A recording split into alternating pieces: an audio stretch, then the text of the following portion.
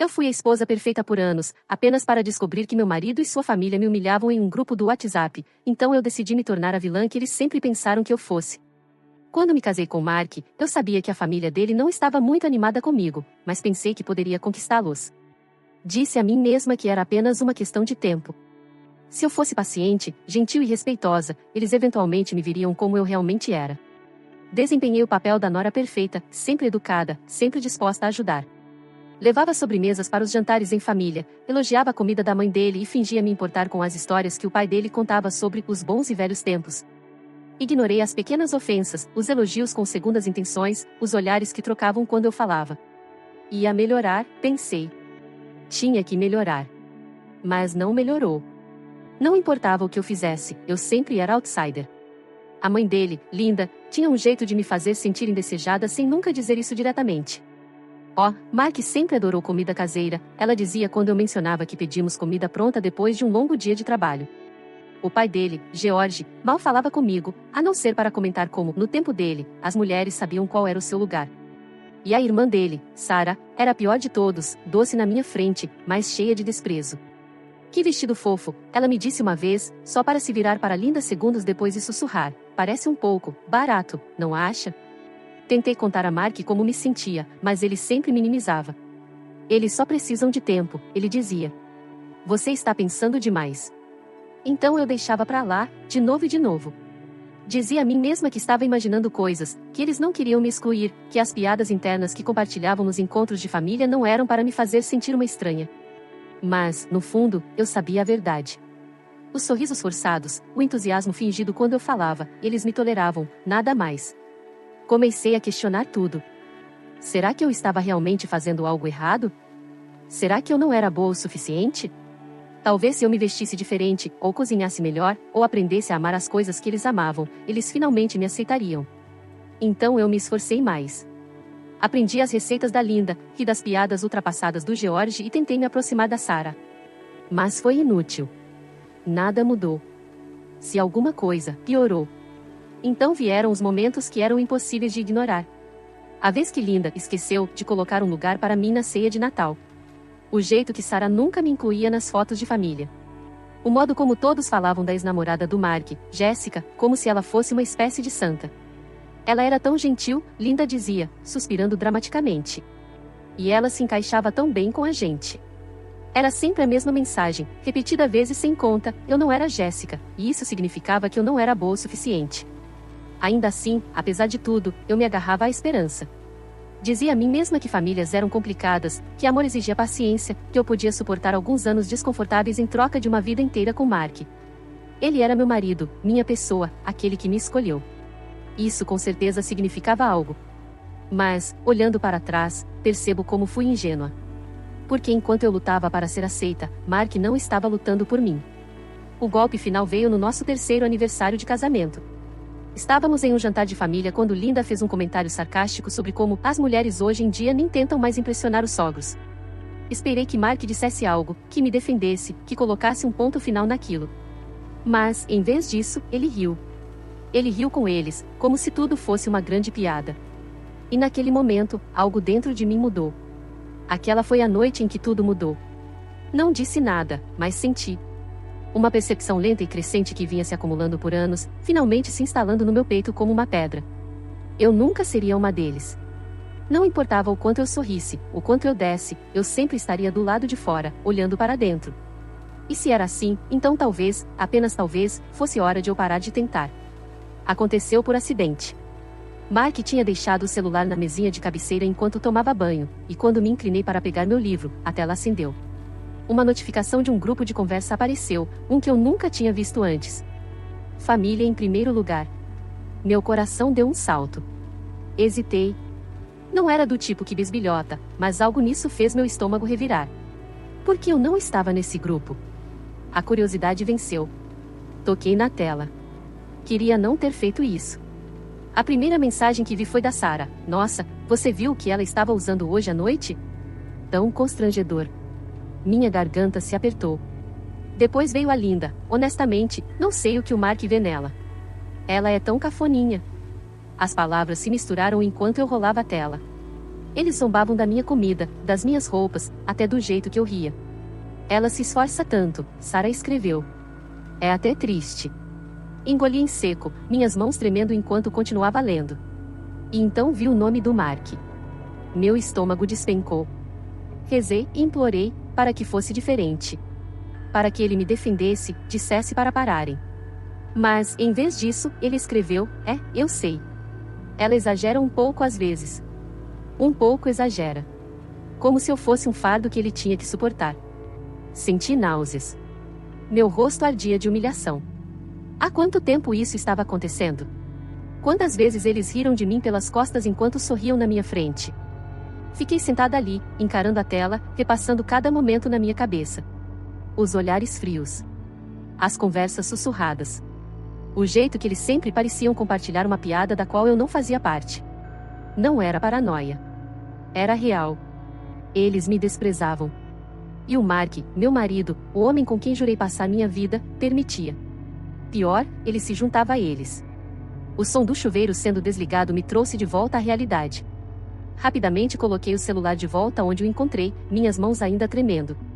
Meu coração batia forte no peito enquanto ouvia Mark cantarolando, completamente alheio ao estrago emocional que acabará de causar. Mal conseguia respirar. Como eu ia fingir que estava tudo normal depois disso? Como ia deitar ao lado dele, sabendo que ele ria de mim pelas costas? Queria gritar. Queria acordá-lo e esfregar o celular na cara dele, exigir respostas, fazê-lo ver o que tinha feito. Mas e depois? Será que ele se importaria?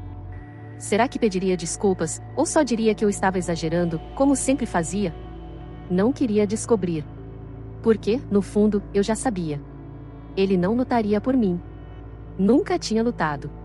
Então, em vez disso, fiquei em silêncio, encarando o teto enquanto Mark subia na cama ao meu lado. Ele beijou minha testa como se nada tivesse acontecido, sussurrou "boa noite, amor" e apagou a luz. Meu corpo parecia congelado, minha mente acelerada. Passei anos tentando ser a esposa perfeita, a nora perfeita. Mas para quê? Para ser o motivo das piadas privadas deles? Para ser tolerada em vez de amada? Naquela noite, algo dentro de mim mudou. Não estava com o coração partido. Nem mesmo triste. Estava furiosa. E, pela primeira vez, percebi, eu não precisava ser a esposa perfeita. Não precisava ser a piada deles. Podia ser algo completamente diferente. E se eles já me viam como a vilã, então talvez fosse hora de eu assumir o papel. Acordei na manhã seguinte me sentindo diferente, calma, quase distante. O tipo de clareza que vem quando você finalmente para de mentir para si mesma. Não havia como consertar isso. Nenhuma conversa sincera, nenhum pedido de desculpas choroso do Mark apagaria o que eu li. A família dele me desprezava. E o Mark? Ele não me respeitava. Passei anos tentando provar meu valor para pessoas que já tinham decidido que eu não tinha nenhum. Isso acabava agora. Poderia ter confrontado eles. Poderia ter chorado para o Mark, dito o quanto me sentia traída, implorado para ele ficar do meu lado. Mas por quê? Por que eu deveria implorar por respeito de pessoas que nunca sequer me consideraram digna dele? Não, eles fizeram a escolha deles, agora era minha vez. Se queriam que eu fosse a vilã, eu seria. Não ia apenas aceitar o papel. Eu ia dominá-lo. O primeiro passo foi simples, fingir ignorância. Agi como se nada tivesse mudado. Beijei Mark de bom dia, fiz café para ele, até mandei uma mensagem para Linda agradecendo pelo jantar. Precisava que eles acreditassem que eu ainda era a esposa ingênua e desesperada para agradar que eles pensavam que eu era. Porque enquanto eles estavam confortáveis, achando que tinham vencido, eu já estava planejando meu próximo movimento. Comecei pequeno. Acidentalmente, joguei fora o creme facial orgânico de $40 da Sarah enquanto limpava o banheiro.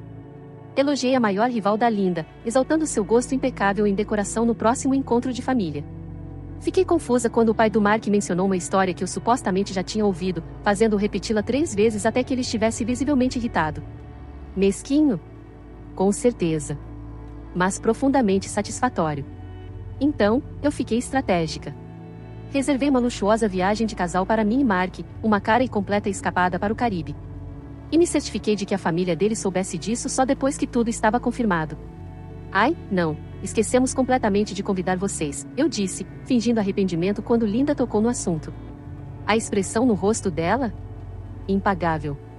Mas a melhor parte? Mark continuava alheio. Ele não tinha ideia de que eu não era mais a esposa dedicada e ansiosa por agradar que ele pensava ter casado. Ele estava tão acostumado a me ver me desdobrando pela família dele que nem notou quando eu parei.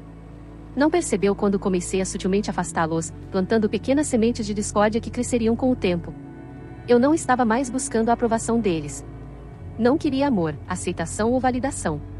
Havia desperdiçado anos correndo atrás de algo que eles nunca me dariam. Mas vingança? Isso eu podia tomar. E eu mal tinha começado. A vingança não era mais sobre raiva. Era sobre equilíbrio. Por anos, eu joguei pelas regras deles, sorrindo apesar dos insultos, fingindo não notar a exclusão, a humilhação. Agora, era a vez deles. E o melhor? Eles nunca nem viriam vindo. Porque eu não ia gritar, nem brigar, nem implorar. Não, eu ia fazer eles sentirem exatamente como me fizeram sentir, pequenos, impotentes e completamente alheios à tempestade se formando bem debaixo dos narizes deles. Comecei com a Sarah. Ela era obcecada por cuidados com a pele, jurando pelos seus séruns de $300 e cremes raros importados. Então, eu ajudei. Toda vez que a visitava, eu sutilmente deslocava um dos produtos dela. Às vezes, eu os substituía por imitações baratas de farmácia. Outras vezes, apenas os fazia desaparecer completamente. Talvez você tenha deixado na academia, eu sugeria docemente quando ela reclamava do hidratante desaparecido. Ou talvez uma das suas amigas tenha pegado emprestado? Vê-la entrar em paranoia por causa dos produtos sumidos era quase fácil demais. Depois, tinha a Linda. Ela se orgulhava tanto de organizar os encontros de família, sempre garantindo que tudo fosse impecável, que ela fosse o centro das atenções. Então, eu virei o jogo. Toda vez que ela fazia uma entrada dramática com uma roupa nova, eu exclamava: "Nossa, uau! É tão parecido com o que a Carol usou semana passada." Carol, sua maior rival social. Não importava se era verdade. O estrago estava feito. O rosto dela se contorcia, a confiança vacilava um pouco a cada vez. Morte por 1000 cortes de papel. O pai do Mark, George, era mais um coadjuvante na política familiar deles, mas eu ainda me diverti. Ele se orgulhava da coleção de uísque dele, então eu garanti que misturasse uma garrafa barata aqui e ali, trocando cuidadosamente os rótulos. Vê-lo girar o copo, tentando disfarçar a confusão quando seu single malt de $200 tinha gosto suspeito de uma imitação de $30. Impagável. O melhor golpe, porém, foi a viagem.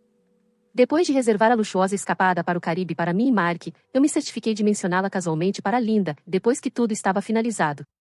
Nossa, esquecemos completamente de convidar vocês. Sabe como a vida fica corrida, eu disse, fingindo arrependimento. O sorriso forçado dela, os olhos faiscando com uma raiva mal contida? Esse foi o verdadeiro feriado. E durante tudo isso, Mark estava completamente alheio. Ele achava que eu finalmente tinha aprendido a me dar bem com a família dele. Até me agradeceu por me esforçar tanto. A ironia quase me fez rir alto. Porque a verdade era que eu não estava mais tentando. Eu estava ganhando. Mas então, algo aconteceu. Algo que eu não tinha planejado. Mark começou a notar a tensão. E quando ele finalmente me confrontou sobre isso, a reação dele não foi nada do que eu esperava. Nada mesmo.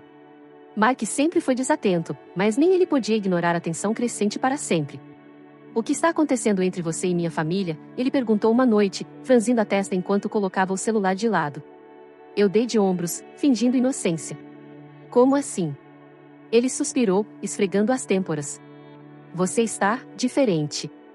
Eles sentem que você está se afastando." Se afastando? A audácia quase me fez rir. Como se eu não tivesse passado anos tentando desesperadamente ser aceita. Eu o encarei, esperando, torcendo, que ele finalmente ficasse do meu lado. Que reconhecesse como eles me trataram horrivelmente. Que dissesse: "Eu vi as mensagens. Desculpa-me. Eu deveria ter te defendido." Mas ele não disse. Em vez disso, ele me acertou com: "Por que você não pode simplesmente se dar bem com eles?" Meu estômago se revirou. Lá estava. A confirmação final do que eu suspeitava o tempo todo. Mark não era apenas alheio. Não era apenas sem coragem. Ele era cúmplice. Respirei fundo, segurando minha taça de vinho um pouco mais forte. Eu tentei, Mark. Por anos. Mas não importa o que eu fizesse, nunca era o suficiente. Ele bufou, balançando a cabeça. "Você está sendo dramática." Dramática. Essa palavra fez um calor subir pelas minhas veias. Eu tinha sacrificado tanto, meu orgulho, minha dignidade, só para ser tolerada pela família dele. E agora, quando eu finalmente estava cansada de jogar o jogo deles, eu era o problema. Eu deveria estar com o coração partido.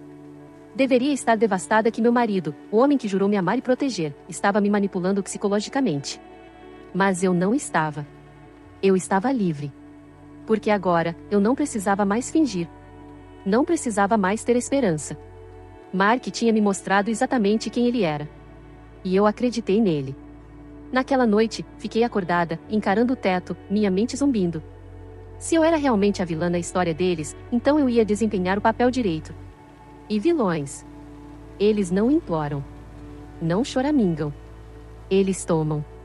Peguei meu celular e entrei na nossa conta conjunta de poupança. O saldo me encarou de volta, um belo pé de meia que construímos juntos. Dei um sorriso enquanto iniciava a transferência. Cada centavo para minha conta pessoal. Eu não ia gritar. Não ia discutir. Eu simplesmente ia desaparecer. Mas não antes de um último ato de vingança perfeitamente executado. Na manhã da minha partida, eu me sentia leve. Sem dúvidas, sem hesitação, apenas uma emoção silenciosa pulsando sob minha pele. Saí de casa antes que Mark acordasse, a mala já embalada e esperando no porta-malas. Mas eu não ia sair sem uma despedida final e satisfatória. Então, peguei uma caneta e um post-it, colando na mesinha de cabeceira dele com um sorriso. Já que sua família acha que eu só estou com você por dinheiro, achei que deveria pelo menos tornar essa parte verdade. Não mudei de ideia. Nem quando embarquei no voo. Nem quando aterrissei em Roma, o sol italiano quente beijando meu rosto. Nem mesmo quando liguei meu celular e vi uma enxurrada de mensagens frenéticas. Onde você está? O que diabos você fez? Me liga agora. Eu não respondi. Não devia a ele, nem a nenhum deles, uma única explicação. Eles tinham decidido quem eu era há muito tempo. Agora, eu só estava provando que estavam certos. Dias se passaram, depois semanas. Por meio de amigos em comum, soube que Mark estava em pedaços. A mãe dele estava furiosa, espalhando teorias sobre como eu planejei isso desde o começo. A irmã dele ainda estava convencida de que eu tinha roubado o creme facial amado dela. E Mark? Ele estava afundado em arrependimento, finalmente forçado a explicar para a família como todo o nosso dinheiro da poupança tinha misteriosamente desaparecido da noite para o dia. Pelo visto, essa conversa não foi bem. E eu? Estava tomando vinho em um terraço em Florença, observando as luzes da cidade piscarem abaixo. Pela primeira vez em anos, não estava pisando em ovos, não estava tentando me encaixar em um molde que nunca foi feito para mim. Eu estava livre. Completamente e totalmente livre.